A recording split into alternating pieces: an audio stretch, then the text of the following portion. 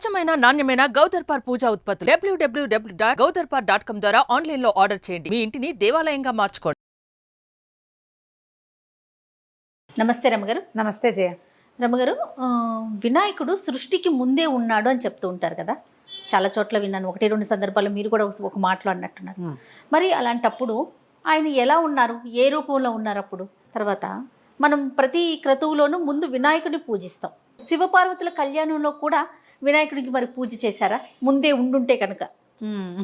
ఇలా కొన్ని అనుమానాలండి వస్తాయి. కొన్ని కథల్లో ఇవి తెలుస్తాయి జయ మనకి. దీన్ని ఎట్లా చెప్తారంటే చాలా ప్రత్యేకమైన విషయంగా కనపడుతుంది. సృష్టి ఆదిలో మొదట శబ్దం ఉద్భవించింది.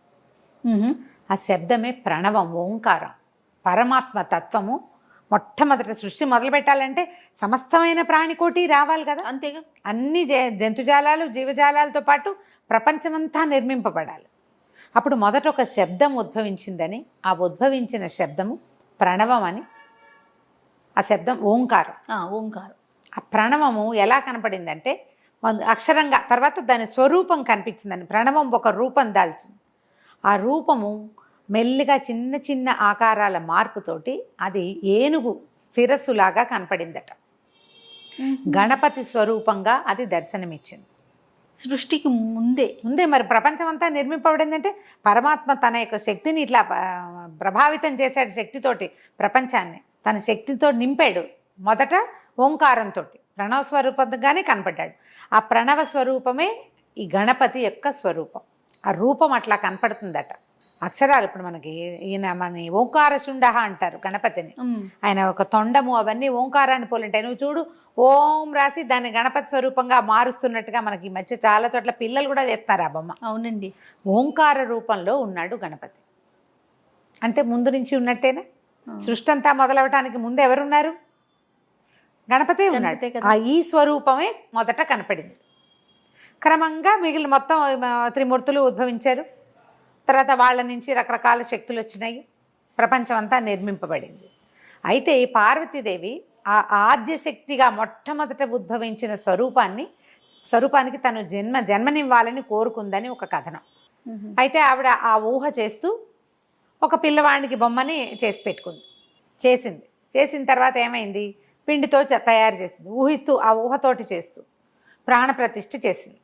ఈ లోపల పరమేశ్వరుడు వచ్చాడు. ఈ పిల్లవాడిని కాపలాగా ఉంచుకుంది. దీనికి కూడా ఒక చిన్న అటాచ్మెంట్ కథ ఏం చెప్తారంటే, జై విజయ్లో ఒకసారి అమ్మవారిని పార్వతీదేవిని చూడడానికి వచ్చి మాకు కాపలా ఉన్నారు, మేమేమో విష్ణుమూర్తికి వీలుగా ఉన్న రక్షకులుగా ఉన్నాం వాకిల్లో, ఆయనకేమో నంది శృంగి భృంగి వాళ్ళు ఉన్నారు శివుడికి, నీకెవరు లేరేమిటమ్మా, నీకు కూడా ఒకళ్ళు ఎవరైనా వాకిట్లో ఉండాలి కదా అని జై విజయ్ అన్నారని. అంటే ఆవిడ ఆ ఊహ చేస్తూ ఒక బాల స్వరూపాన్ని సృష్టించుకుని వాకిట్లో కావలిగా ఉంచింది. ఎవరైనా వస్తే చూసుకోమని. పరమేశ్వరుడు వచ్చాడు. ఈ పిల్లవాడు ఈవిడితోటి కాపలాగా ఉంచబడ్డవాడన్న ధ్యాస ఆయనకి లేదు. పైగా ఆయన లోపలికి వెళ్ళిపోవాలనుకున్నాడు. శిరస్సు ఖండించి లోపలికి వెళ్ళాడు. అప్పుడు లోపలికి వెళ్ళి మాట్లాడుకున్నాక ఈ డిస్కషన్ అంతా వచ్చాక పిల్లవాడిని సంహరింపబడ్డాడని ఆవిడ చాలా దుఃఖిస్తున్న పార్వతిని ఓదార్చి పరమేశ్వరుడు ఈ ఉత్తర దిక్కుగా తలపెట్టుకుని ఉన్న ప్రాణి ఎవరైనా ఉంటే వాళ్ళ శిరస్సు తీసుకురమ్మన్నారు. ఈ శిరస్సు తీసుకొచ్చాక ఆ శిరస్సును ఆవిడ తగిలిస్తుంటే ఆవిడకి తట్టింది. ఆ స్వరూపం తను ఏది కోరుకుంది, ఏ స్వరూపంలో ఉన్న కుమారుడు తనకి కావాలని కోరుకుందో అదే స్వరూపంలో గణపతి కనపడ్డాడు. ఏనుగు తలని కదా పెట్టారు. అవును. ఆ ఏనుగు తలని పెట్టంగానే ఆవిడ ఆ మొట్టమొదటి ఆద్యశక్తి ఏది, ఓంకార స్వరూపంలో ఉన్నటువంటి ఈ గజశిరస్సు గజాననమే అక్కడ కనపడింది. ఆ వెంటనే ఆవిడ చాలా సంతోషించింది. ఆయన పిల్లవాడికి ప్రాణం పోశారు. విష్ణువు ఆవిడకి చెప్పాడట ఈ మాట, నువ్వు కోరుకున్న కుమారుడు ఇతడు, నువ్వు ఈ లోపల ఏది కోరావో అది నీ వల్ల కాలేదు, నీ భర్త వల్ల అయ్యింది. తను గజాననుడుగా ఉంటాడు, ఇతనే గణాధ్యక్షుడు కూడా అవుతాడు, నీ మనసులో ఉన్న కోరికే ఈ స్వరూపంలో కనపడింది అని. తమాషాగా ఉంది చూడు కథ. ఆ మొదటి ప్రథమ పూజ్యుడైనటువంటి గణపతి మొదట కాలంలోనే ఉన్నాడు. మరి ఇప్పుడు మొదటి కాలం అంటే సృష్టించిన తర్వాత త్రిమూర్తులు వచ్చారు, తర్వాత సతీదేవి సతీ వియోగము, తర్వాత పార్వతీ కళ్యాణం జరిగిందా?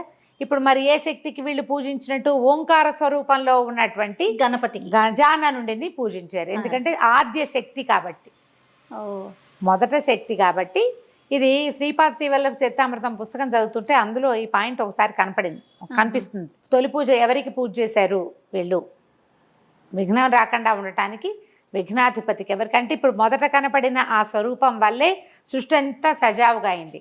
ఆ స్వరూపాన్ని ఆరాధించే సిద్ధి బుద్ధులను తీసుకున్నటువంటి జ్ఞాన క్రియాశక్తులను తీసుకున్నటువంటి బ్రహ్మదేవుడు ప్రపంచాన్ని పూర్తిగా నిర్మించాడు. సరిగ్గా సమన్వయం బాగా కుదిరింది చూడు పూర్తిగా.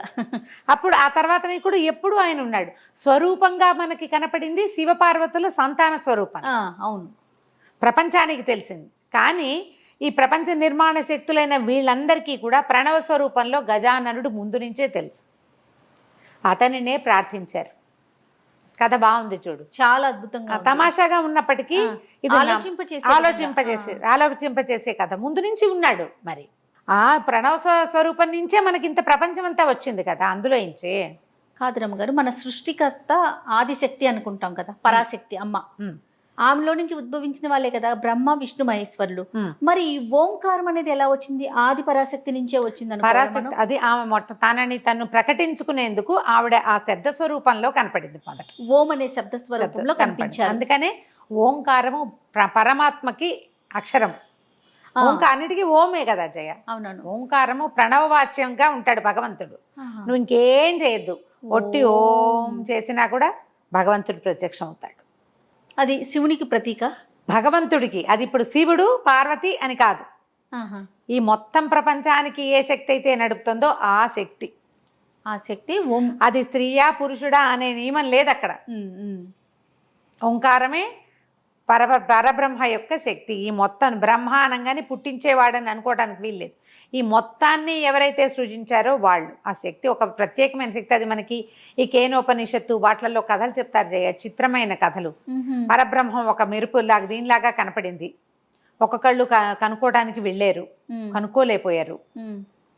ఆవిడ ఉమాదేవిగా స్వరూపం చెందింది అని చెప్తారు. పెద్ద మెరుపు, అదేమిటో విచిత్రమైన స్వరూపం, అర్థం కాలేదు. అగ్ని ఇంద్రుడు వాళ్ళిద్దరే ఆమెను సమీపించారు, ఆ శక్తిని సమీపించారు. మిగిలిన వాళ్ళు ఏమీ సమీపించలేపారు. వాళ్ళని ఆవిడ తోసేసింది అక్కడి నుంచి, పట్టుకోలేకపోయారు వాళ్ళు. కానీ సమీపించగలిగినందుకే అగ్ని ఇంద్రుడు ఇద్దరు మనకి భూలోకంలో వాసులకి ఆరాధ్య దైవాలు అయ్యారు. అగ్నిని ఆరాధించాలి, ఇంద్రుడిని ఆరాధించాలి. వాళ్ళిద్దరు కొంచెం పవర్ఫుల్ వాళ్ళు అనమాట మిగిలిన వాళ్ళకంటే. కానీ వాళ్ళు కనిపెట్టలేకపోయారు. చివరికి అది అంతర్ధానమై ఉమాదేవి స్వరూపంలో కనపడిందట. అట్లా చెప్తారు. సో ఇప్పుడు ఫలానా వాళ్ళు అని చెప్పడానికి వీల్లేదు దీన్ని.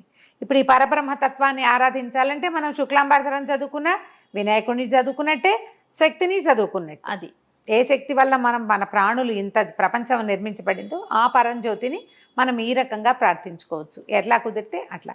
ఇప్పుడు వినాయకుడు ముందు నుంచి ఉన్నట్టు క్లారిటీ వచ్చేసింది కదా పూర్తిగా. పైగా మనకి ఇంకోటి ఏంటంటే, ఈ వినాయక చవితి రోజున చవితి రోజున గనక మనం ఖగోళంలో ఆకాశంలో చూస్తే చిన్న ఎలుక లాంటి ఆకారము, ఆ పైన ఏనుగు ముఖము కనిపిస్తాయి, నక్షత్రాల ఆకారంలో కనపడతాయి.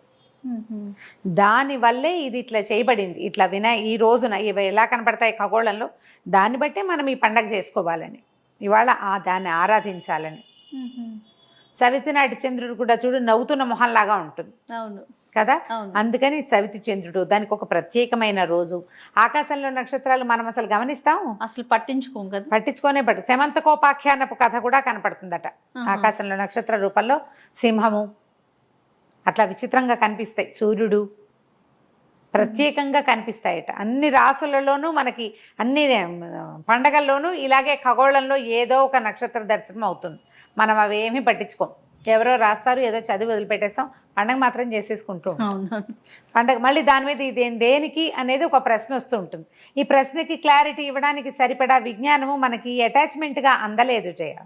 మధ్యలో కొంత గ్యాప్ వచ్చేసింది. గ్యాప్ వచ్చి ఇప్పుడు ప్రశ్నలు వచ్చినాయి. మధ్యలో కొంతకాలం అదేమి ప్రశ్నలు లేవు, క్వశ్చన్స్ లేవు. క్వశ్చన్స్ లేకపోతే ఆన్సర్స్ ఎక్కడి నుంచి వస్తాయి? అంతే కదా, ప్రశ్నిస్తేనే కదా మనకు సమాధానాలు లభించింది. సో ఈ మొట్టమొదట ఆరాధించవలసిన దైవంగా వినాయకుడే ఉన్నాడు. ఓంకారాన్ని మనం చెప్పుకున్నా కూడా వినాయకుడిని ఆరాధన చేసినట్టేనని కూడా చెప్తారు. నమస్తే. నమస్తే.